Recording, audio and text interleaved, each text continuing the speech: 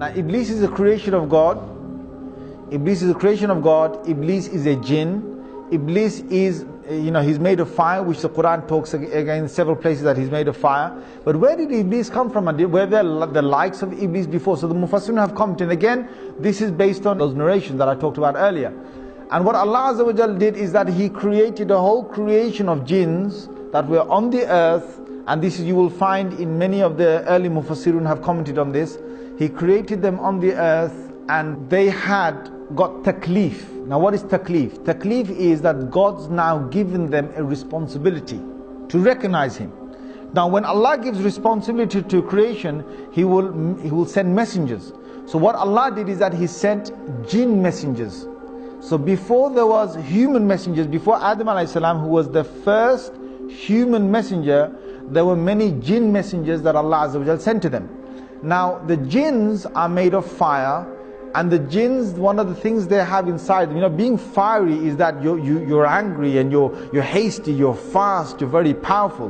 Now the sifat and the qualities that the jinns have between them is that they are in fights and they are in quabbles and they are in superiority and who can prove who's greater. This is one of the nature of the jinns, and they're always in the spirit of challenge. Now there are good jinns. Allah Azza wa Jal has said that in Surah Jinn itself. He's talked about two different groups of jinns, and He said the salihun, and there's those who are pious and those who are not pious. Now the ones that were on the earth were both types, and messengers came down. But the messengers in the many numbers were killed by the jinns on the earth. And there was great corruption that prevailed on the earth. There was great corruption that prevailed on the earth.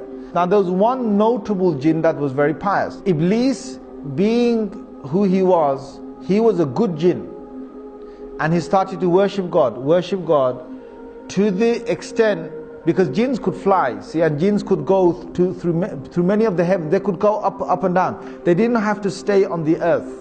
They could travel up. It was only when Rasulullah sallallahu alaihi wasallam came that they were trapped within this first universe. This is clear from the Quran. This in Surah Safat you will find this. In Surah Jinn you will find this. That Allah did not allow them to go beyond the first heaven, or the first heaven meaning the end of this universe. They can't go past that after Rasulullah sallallahu alaihi wasallam became a prophet. But before that they could go above that.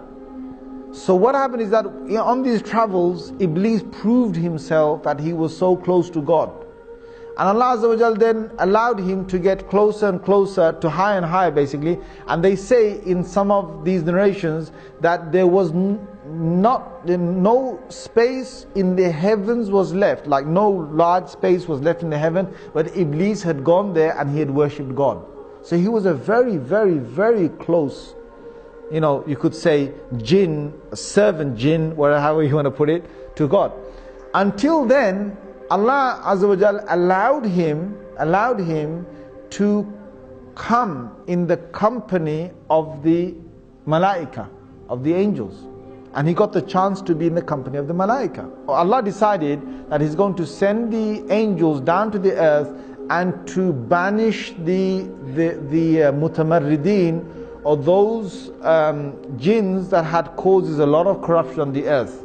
So this group was going to come down and they're going to kill many of these jinns that were just out of control.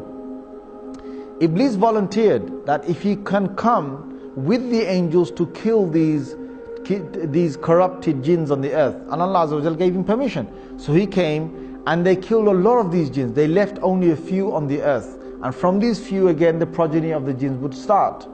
Now Iblis returns back. Now many, maybe hundreds of years, I don't know, whatever is going by, because jinns have very long lives. They don't have short lives that the human beings that, we only have 60, 70, 100 years. They have hundreds of years. Perhaps they could have a few thousands of years of living. Now you've got Iblis that has gone down there, that has banished these jinns, most of them who are corrupted on the earth, and is returned back with the angels. Now he was with the angels, but Allah makes it very clear that he was not from the malaika, he was from the jinn. Now why Allah makes that clear is because we understand that no malak or no angel can ever disobey Allah Azza wa Jal. Allah's made it in their nature not to disobey Allah, but a jinn can. So the biblical sources, they've now faltered again. they call it a fallen angel. So what they say is that if an angel decides to go against the will of God or the command of God, then that angel, Allah drops him from the rank of the angels and now he becomes a fallen angel. That's the biblical sort of side, or what some of them believe. The Muslims don't believe that. No angel can ever disobey Allah Azza wa Jal. So that's where we find that Iblis was able to disobey Allah, because he wasn't from the Malaika. Now there's one thing here. Why is it that Iblis is now going to disobey God? Now you've got to understand the whole thing behind the creation of Adam alayhi salam. Suddenly Allah reveals to the angels and He says, I am about to make on the earth a Khalifa, or someone who will take command, second in charge, or someone who will rule again, reign after the last reigning. I'm about to make a Khalifa on the earth. Now when Allah said that, Iblis got really happy, right? He must have got really happy. And you know why? Because Iblis knows that the angels are not the ones who are going to rule the earth. If there's anyone, there's going to be the creation from the jinns. Allah is going to now make a Khalifa perhaps from the jinns. But Allah's decision wasn't that He's going to make a Khalifa or a vicegerent from the jinns. His decision now was that He's going to create this new creation. Now this shocked Iblis, because all these years that Iblis had worshipped Allah and had been so good was because he wanted power. He wanted prestige. He wanted to be in charge of the earth. He wanted to be, come back on the earth, and he's going to be sent perhaps as a messenger, or he's going to be sent with a new command of God on the earth, or he's going to be in charge of the jinns on the earth. There's something beautiful that's going to come for Iblis, something that he had a big glimmer and a big hope in, and all that was getting crushed now with this new creation. Now who is this new creation?